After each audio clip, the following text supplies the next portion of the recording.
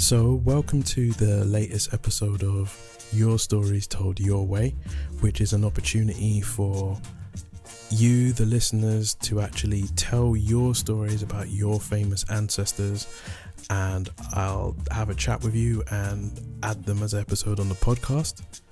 This episode, I got to have a great conversation with Adrina and Barney Xavier, who tell me all about their ancestor, Asquith Xavier, who won a wonderful civil rights battle in the UK and helped to usher in the Race Relations Act, changing employment for all black people and minorities in Britain at the time.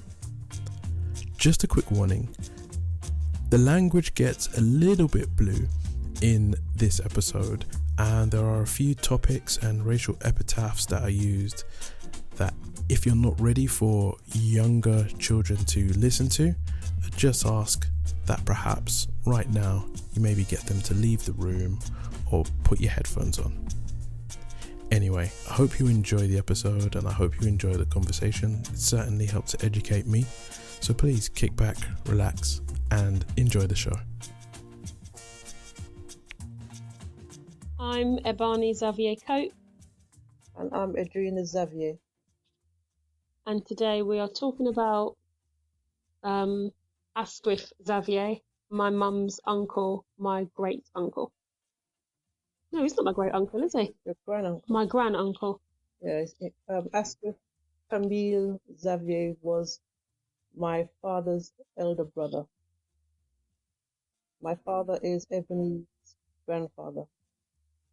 Okay, so I came across Asquith at a presentation that you guys gave, and I just thought it was an amazing story that's worth sharing. So tell us about Asquith. What did he do, and what part did he play in like the world that we're living in today?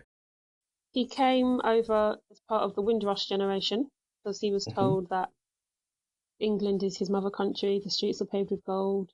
Enoch Powell came to Dominica, and he was asking for the people in Dominica, and he went to most of the Caribbean, but he was in Dominica, and he was asking the Dominicans to go to England because the mother country, the script was, the mother country needs you. The streets of London are paved with gold. You have to help the mother country. So everybody packed their suitcase, jumped on a boat, and came over here. The politician who went to Dominica and invited the people to the UK was a Mr. John Enoch Powell, most famous for a speech titled Rivers of Blood that he delivered whilst the Shadow Defence Secretary for the UK.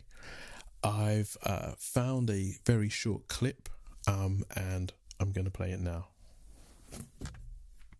In this country, in 15 or 20 years' time, the black man will have the whip hand over the white man.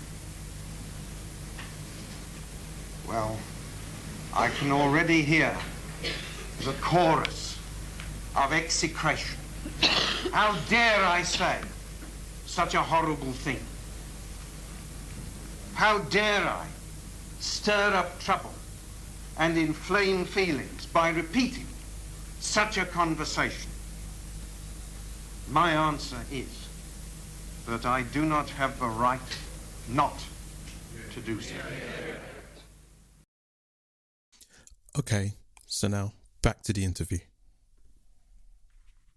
But they came over here, they've got a frosty reception like the weather. And we couldn't get any housing. I came over here on the boat as well with my parents. Okay, so you came over on... Did you come over on the Windrush or...? No, Windrush was before me. I came here in 1963. Windrush was 1957, 58, around that time. Yeah, so we came over here on the boat. It took us 3.5 weeks to get over here. We landed at Southampton. And when we came over here, my mum said, "How come the place is so dark? And why is there so much smoke?" That was the chimneys from the houses. and the Wow. smog was making the place dark. Wow. Anyway, we went to Paddington. Most of the Xavier family lived in Paddington. Even today, if you go to Paddington, a lot of the people over there are from St. Lucia and Dominica. So that was our area. So when they came and they basically they never left. They got there, they stayed there, they're still there.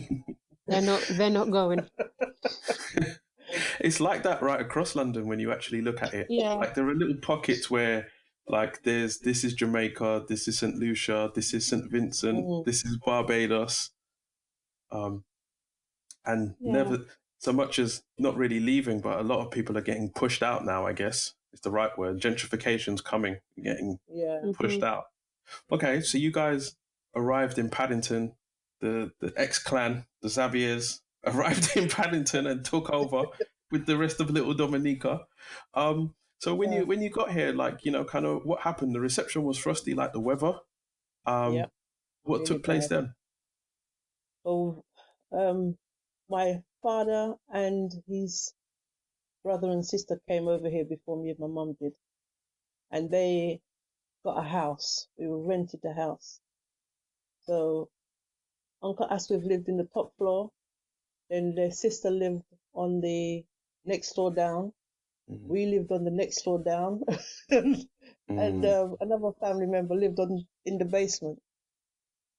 That was in St. Stephen Gardens in Paddington, in Notting Hill. Yeah, there were mansion houses. So they had the high ceilings and the high floorboards, the high skirting boards. So they're grand now. They weren't grand then. Okay. So we had, I think it was one room. Yeah, we had one room, and it was my mum and dad, my two brothers, and myself. And then as soon as my mum came over here, she fell pregnant. She hadn't seen my dad for 2.5 years.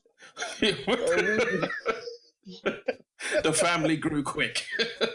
Yes, it was a full stop after my sister though. We came here November 1963, and my sister was born September 1964. So you know, mum was pregnant, boy. But so it was the six of us in one room.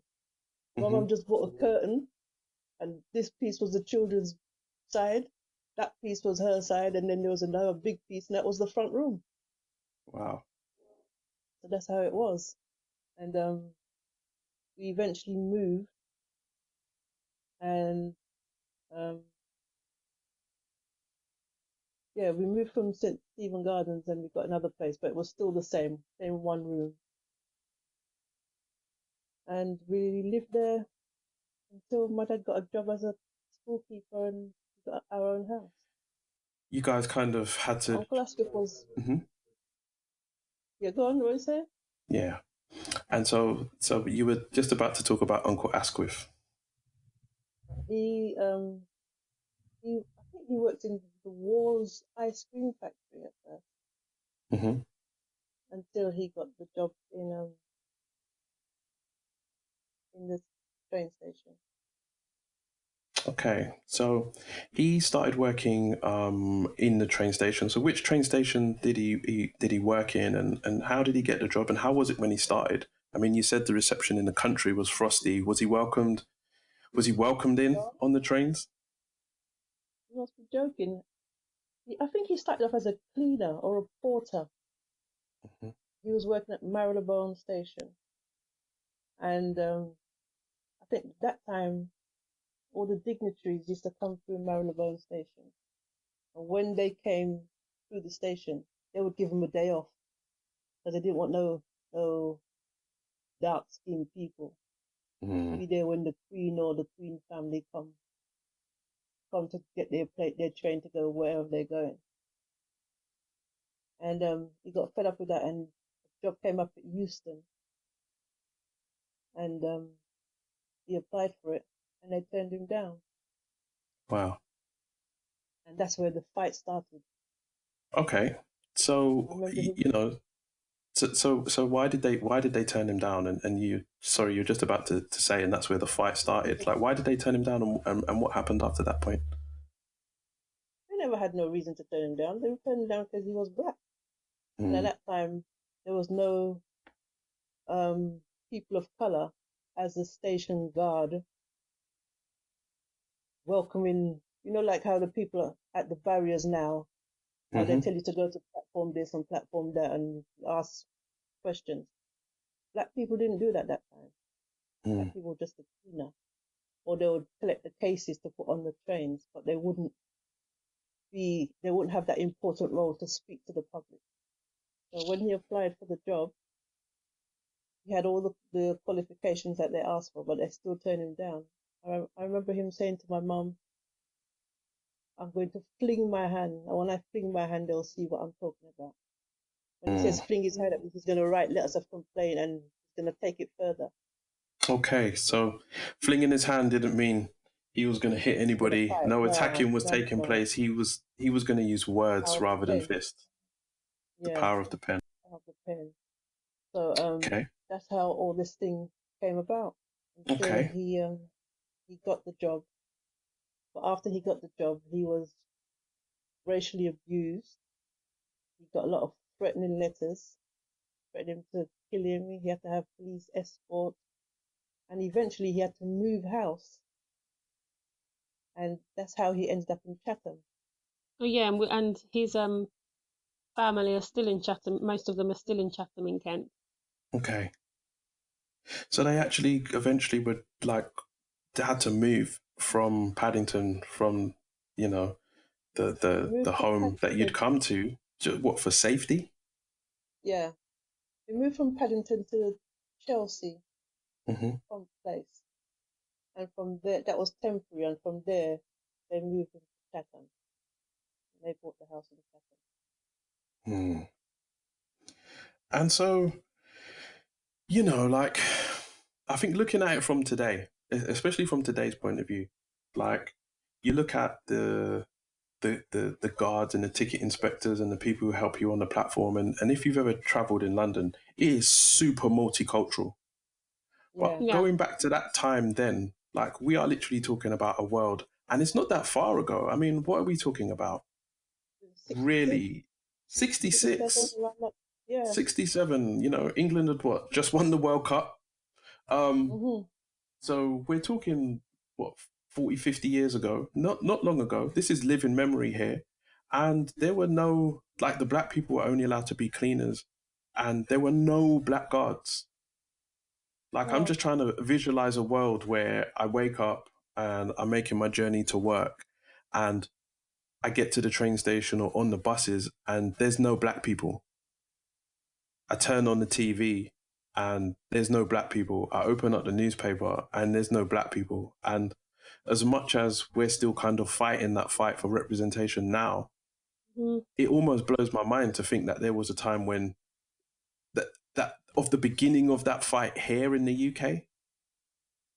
Because I think because of people like Asquith, I never had to grow up in that environment, not in London anyway. I never had to grow up in an environment where I didn't actually see people who looked like me around me. I was born in Brixton.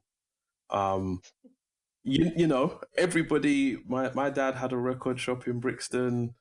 Everybody I knew who was working was of colour or Caribbean. There was mixture in the school. But it's funny to think that only a few years earlier that whole world just didn't exist. And I think it's quite a huge thing, and it's something you should be really proud of, because we talk about Rosa Parks in the US, what she did by sitting on a bus. But I think to some degree, what Asquith has done by taking action and what's the phrase? What was the phrase you used? Throwing hands, right? By throwing his hand and using the power of the pen is almost just as important. I mean, after he kind of got his job and moved forward, did things change on the rails, or was he the only one? There was an Irishman. Because the sign was no blacks, no dogs, no Irish. or something along those lines. Yeah. And Yep. Uncle Asquith was the Irishman was like his apprentice Yeah, kind of thing. Wow. So he took the Irishman him. under his wing, trained him, because even though he was white, he was still classed as still Lesser. Irish. Yeah, Irish people and black people, they joined together Mm. because the same way they wouldn't give us a room, they wouldn't give the Irish a room. Mm. Yeah, so they had a lot of problems as well. I think they came over here after the potato famine, around Yeah. the same time as when we came over here. And then because of Uncle So- Asquith's fight, what was changed? The colour bar came into play, Yeah, which is the act that says you cannot not give someone a job based on the colour of their skin. the Race Relations Act. Yep, then from that we got the Race Relations Act. So again, so going back to what I'm saying, like his act directly influenced the law, like, and we can't we shouldn't really play that down, because once you change the law, that now means that like his act gave the rest of us and those who came after him the legal right to apply for these jobs and the expectation to get them as long as we are qualified. Right. Yeah. Wow, that's amazing. I mean, like I said, when we were talking earlier, I came across this story at a Black History presentation that you guys did. And I also saw you guys were featured on television as well, weren't you? You're on the BBC talking about this. How did that come about, and how did you find that experience? I got a phone call from this woman saying that she wanted to interview me. So I got my back up. I said, "Look, who's this white woman calling me? I don't know why she wanted to interview." So I put the phone down on her and she called me back and said, "Oh, I think we were cut off." And then she started to explain. She started to explain. She got in touch with my cousin, Uncle Asquith's daughter. Mm-hmm. She said she told her to call my cousin Adrina. She knows more about it because she's around them times. I was. Mum is like the Xavier family encyclopedia. She knows all things Xavier. So they called you. The One Show called you. You hung up. They called back. Yeah, she called me back and we were talking. She explained that my cousin Sharon had given her my phone number. And she told me what she wanted to do and then wanted to meet up with us. So myself and a few of my cousins met up with her. When she says cousins, she means Uncle Asquith's children. No, Auntie Aula's children as well. Oh, okay. Well, a few of the first cousins. They took us to a hotel in Chatham. Really nice hotel, 5-star treatment, and then they did the presentation on the show. This next clip is just a short clip from the One Show that was shown on the BBC, where Adrina actually got to see a plaque honouring Asquith. We've persuaded Network Rail to honour him permanently in the heart of the station. I've got a little surprise to show you all. Do you want to pull back this curtain? Oh, wow, look. So yeah, this plaque is going to stand here now for your father's legacy. No, you're welcome. Thank you. Must be really emotional. It's indescribable. When we came in there, I think it knocked us all sides. But I'm very happy today. I'm very pleased this happened. Thank you. Asquith Xavier's fight helped to make all forms of discrimination in the workplace illegal. His is a name that we should all know. So now, back to the interview. And when we got to Euston, we saw this big crowd of people. So I said to my cousin, "Oh, someone important's coming. Have you got your camera?"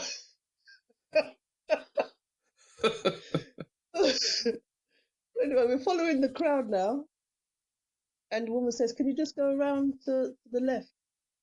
We went round to the left, and we saw this black curtain. Yeah. And we stand up there thinking, "What's going on?" Then they pulled the curtain, and it was my uncle's plaque. I was really Oh. fearful, but I remember all the things that he went through. How he used to have to run home from Euston. We used to live in Kentish Town, so he would leave Euston Station when he had his late shift, and there was no transport those times after certain times, so we'd have to walk from Euston Station to Kentish Town where we live. Yeah. And it just brought everything back. And that's where Mum met the Irish The Irish apprentice. guy, yeah. You actually got to meet him. Yeah, he came. I put his phone number somewhere as well. Wow. And what was that like? Well, when he saw the plaque as well, and he saw all of us, he was in tears because he said he couldn't get a job, and it was my uncle that took him under his wing and told him what to do, what to write, what to say, until he got the job. And I think now he's a rep for the RMT. Wow. Well, that Railwaymen's Union. He was Yeah. rep for that for a while. Yeah. So let me get this straight. So the apprentice who started, it wasn't just like the apprentice had to fight to be an apprentice, and then your uncle then had to coach him through and how to, and so what, he also had to write letters and so forth in order to get where he wanted to get to. It wasn't just a straight walk through. Yeah. No, it wasn't. No, he's Irish. No blacks, no dogs, no Irish. Yeah. The concept is still crazy. Even in today's world, we look at kind of the fight for rights that we're still going through to this day. Mm-hmm. I don't think nothing's changed. You don't? So talk to me about that. To me, Mm-hmm. I think that just say it as it is. You can edit it if you need to. All right. We're not editing anything. You just say it as you want to say it. Because that's the purpose of this. The whole point of this is that we get to say what we think on our platforms, no edits, and it goes out as is. So yeah, say what you have to say. All right. The way I see it is the same shit, different day. Mm. Only now they put in rose-colored glasses, say everything is fine, all multicultural, all interracial, and I think it's exactly the same as when I was 7. Really? Yeah. I mean, I think now, when I was 7, you knew a white person didn't like you, so you didn't go, you didn't play with them, you didn't have anything to do with them. Mm-hmm. But now, certain people say yes, like they'll play like they like you. Mm. They try to. It's like rose-colored glasses over the situation. That's how I see it. What you're saying is it looks good, but it's not good. Yeah. And how about yourself, Abani? I've seen it in my profession. I've seen it. Okay. So Barney is a school teacher. Okay. And so what do you do? I fight. Okay. But there comes a point where you're just like, is there any point? Yeah, I totally know exactly what you mean. I mean, I've worked in several industries and several different jobs, and it was only maybe after the first 10 years of working that I looked back over my professions and realized I was the only senior black manager in each of the companies that I worked in for 10 years. Yeah, I'm currently the only non-white member of staff Mm-hmm. at my school. which I've never been that before.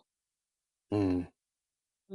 So for me, it was very foreign going into it.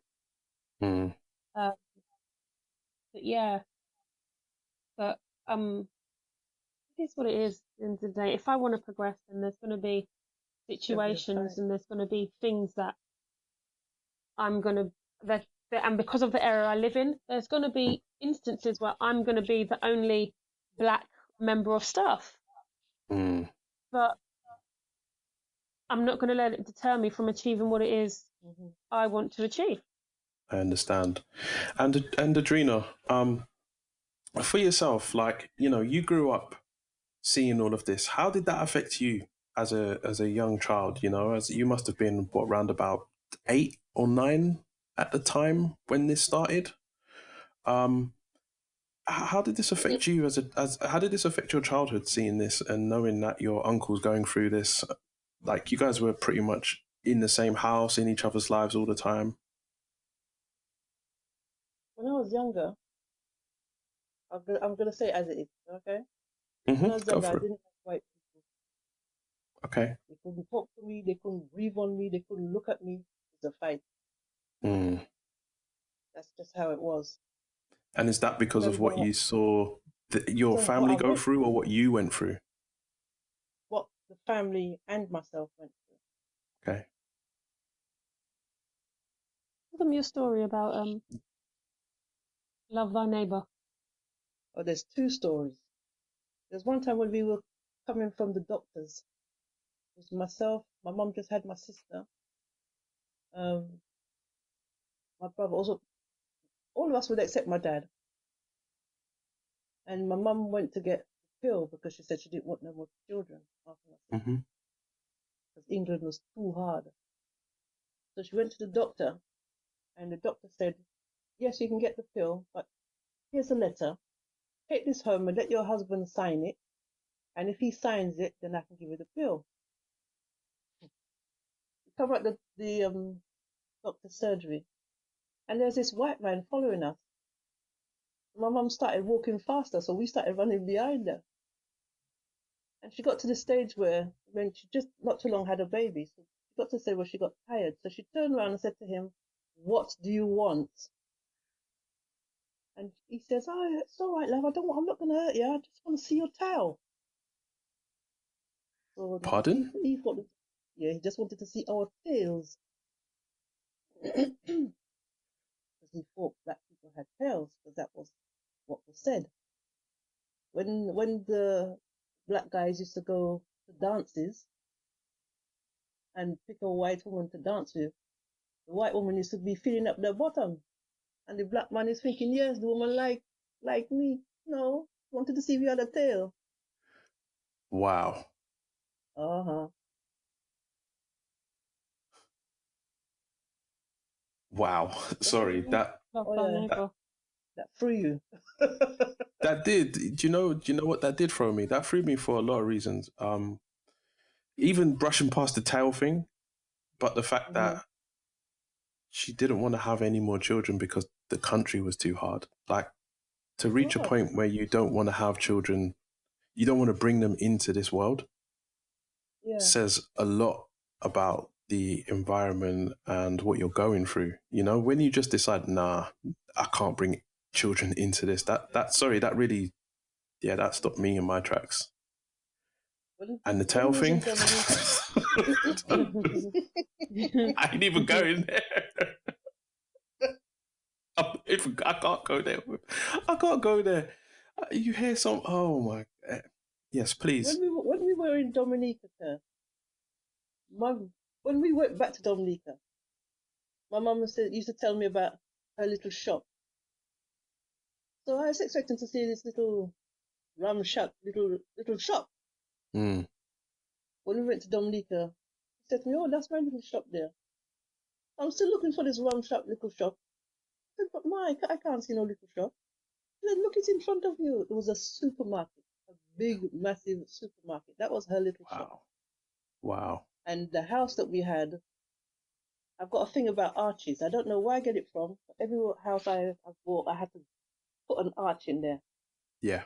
The house that we had in Dominica was a big, massive white house, and there was arches everywhere, no doors, just had an archway to go through to the next room, to the next room, to the next. When we came to England, we're in one room with curtains dividing the space. And my mum was a cleaner. Yeah. In Dominica, my dad worked on the ports as a custom and excise officer and part-time maths tutor. And in England, they put him to work in a Wall's ice cream shop. Well, no, Wall's ice cream factory. He used to make ice cream for us every Saturday in Dominica. Until he ended up being a caretaker. And these were professional people. Yeah. And that's what we came to England for. Streets of London are paved with gold. My mum said the only thing she see in London was dog shit everywhere. That was the only gold she see in London. Wow. And there's so much I want to say, but I want to hear this other story. I want to make sure I get all these stories first. Like, so what was the other story? Love Thy Neighbour. Love Thy Neighbour. Please. Oh my God, It's a TV program. You remember that? Okay, so I've seen the show, and for those who haven't seen it, if I remember correctly, Love Thy Neighbor was a 60s, 70s sitcom about a black family and a white family who were next door neighbors, and the white family was really racist, and the black family were just really, I guess they were the loving.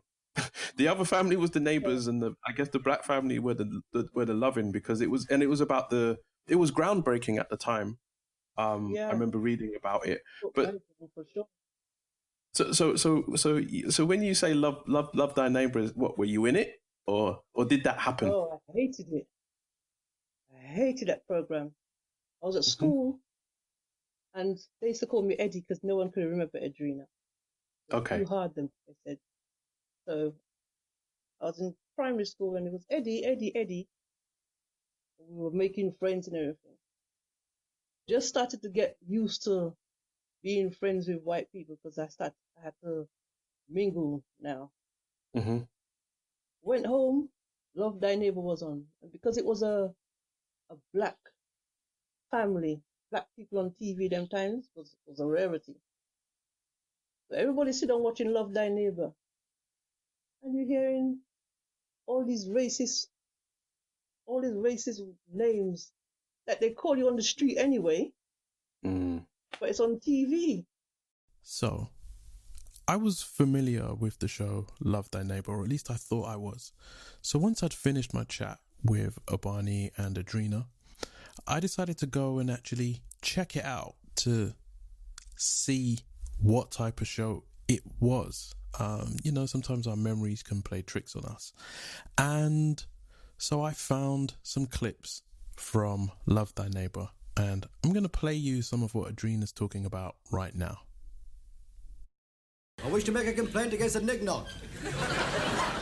Equal rights does not entitle nignogs to move next door. I'm not frightened of Sambo. You can't reason with a Sambo. You haven't got the intellect. Of course he does, he's a Sambo. He's got a Sambo stomach. I'm white. I've got a good white British stomach. Sorry, love. I'm all right with Sambo? No good for me. Now, where were we, Sambo? My name is Bill, not Sambo, right? Charlie's a Scouse, Paddy's a Mick, and you're a Sambo. It's not your fault. And so now we go back to the interview, and Adrina picks up from where she left off. When I go to school the next day, no more Eddie. I was Black Sambo, Nignog. Oh my God, 21 fights in 1 week. They were going to expel me from school. Wow. They changed my name from Eddie to Cassius Clay.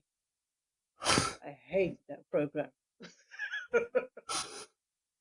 It's funny you say that, because something similar happened when I was at school, and I never forget it. Like I went to school, and the school was the school had just converted from, well, it was an old grammar school, so it's quite hard to get into, and I'd got into the school. We had to fight to get me into the school anyway. I had the best exam results for the year. Like at my 11 plus, I had the best exam results for the year in the whole borough, right? And they still rejected me from the school. And I remember my mum fought to again. Now I'm never going to forget that phrase. Now she had to throw hands, right, to get me into the school. She wrote letters and so on, and she actually wound up being on the board of governors for the school because that's what my mother's like. And I never forget that one week, I think Roots came on British television. Oh my God, that's another story. Okay, right, and so up to this point, there was a few. I think there was maybe 4 or 5 of us black in my year, right? At least in my year group, right? And there was a couple in the year above and a few more in the year below, and everybody kind of mingled. You had the black kids and the Irish kids and the Indian kids and some white kids and so forth. But I never forget the day after Roots came on TV, you literally saw the color lines form. Like people who didn't talk to each other, everybody just formed up. And my history teacher, I won't say his name, but he was also the head of year at the time. He this is where you see the old colonial attitude come into play. It was almost like he was like, right, I need to quieten the natives. He kind of had that attitude. And I remember him coming out and giving a speech about a certain television show and then finishing the speech off by saying, and remember everybody that it was Africans who sold you. And that was the end of it. The alarm bell rang and that was off the class. And we were like, what the hell? And a little bit like you're saying, like after that, everybody's name changed. And fights broke out, and there were arguments, and people who were friends before weren't friends anymore, and all sorts. So now that you say it about things not changing, like I think we probably find that each generation has a similar story, where some of these TV programs that come out that seem to do good are actually just reinforcing old stereotypes and handing them to new generations. Yeah. The divide and rule thing. That's how they do it every so often. They bring out these things. Yeah, you'll be getting on with your life, all happy, and then all of a sudden, and the latest epic slave drama comes on TV, and here we go again. Yeah. You've got your colleagues at work asking you, was it hard? Yeah. Oh, I love your hair. Can I touch your hair? Oh, your hair's so soft. Can I touch it? Your hair's so cool. Oh my gosh, Miss, your hair's so cool. So before this descends and goes somewhere I hadn't intended, I do just want to ask, like, so for people who are listening to this, Adrena, especially I want to ask you, like, you went through your experiences in the UK. You saw your ancestor go through his experiences in the UK. What would you say to younger people coming up now? I want to come here.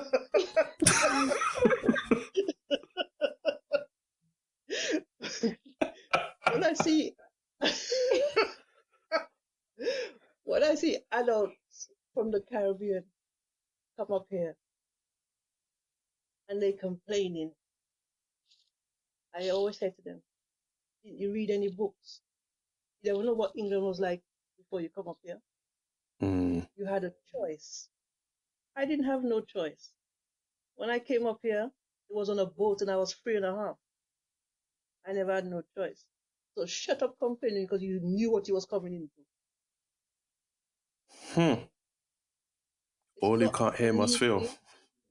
Yes. People they stay in their country and build up their country, they want to come here and make money. Yeah, make money, but make sure you have the intention to go back. Don't stay here till you're 99 and then you go back, and when you're 99 years and 1 day you die, you don't get to enjoy your country. So, Adrena and Abani, thank you both very, very, very much for your time. Thank you, Thank you very much for your time. It's really appreciated. So, that was Abani and Edrina Xavier sharing their story their way about their ancestor Asquith Xavier, and I really enjoyed that conversation. It raised so many issues that are probably going to stay with me for weeks and weeks and weeks. Racism, representation on television, the fact that Edrina's mother had to actually get a permission slip from her husband to get the pill, tales being on black men being a thing, all sorts of things raised up. But I'm very grateful that I got to have the conversation, and I hope that you enjoyed it.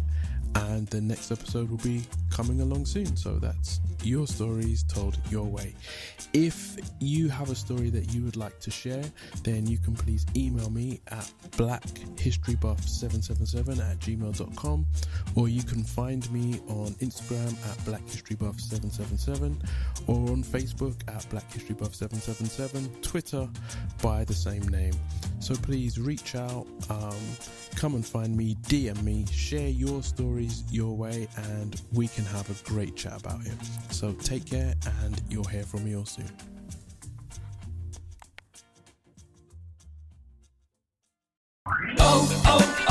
O'Reilly! Check engine light on? Take the guesswork out of your check engine light with O'Reilly Veriscan. It's free and provides a report with solutions based on over 650 million vehicle scans verified by ASE certified master technicians. And if you need help, we can recommend a shop for you. Ask for O'Reilly Veriscan today. O'Reilly Auto Parts.